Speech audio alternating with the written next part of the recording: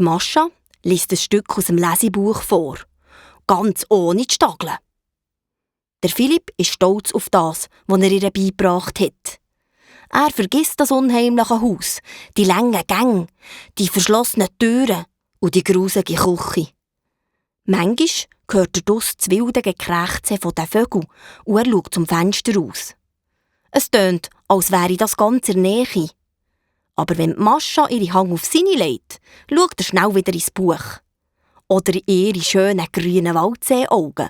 Ganz unauffällig, so schräg vor Seite. So, genug für heute. Komm, wir gehen noch ein bisschen in den Garten. Der Garten ist ganz anders als beim Philipp daheim. Viel grösser und ziemlich verwildert.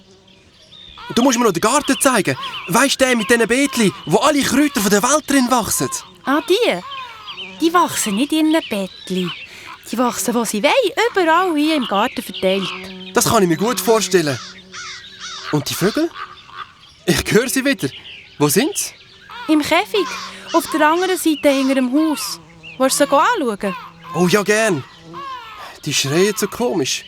Sie stehen plötzlich vor einem riesigen Vogelkäfig. Der ist so breit wie die ganze Wange und kommt rauf bis unter das Dach. Drin hocken 6 oder 7 grosse schwarze Raben am Boden, auf Stangen und kahlen Baumstämmen. Was machen die in einem Käfig rein? Es ist ein schrecklicher Anblick und traurig und unheimlich gleichzeitig. Warum hocken die da rein? Wer hat sie da eingesperrt?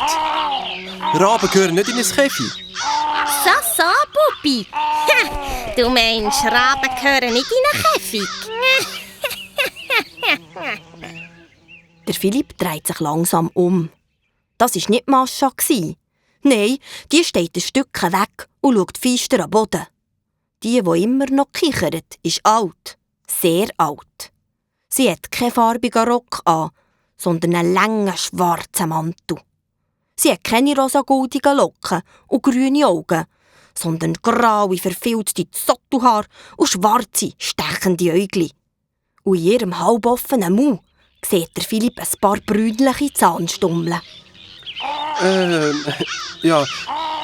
Raben sind wilde Vögel. Sie sind unglücklich, wenn man sie einsperrt. Woher weisst du das, Bubi? Hast doch noch nie mit ihnen geredet und bist doch noch nie mit ihnen in einem Käfig gehockt, oder? Der Philipp schluckt.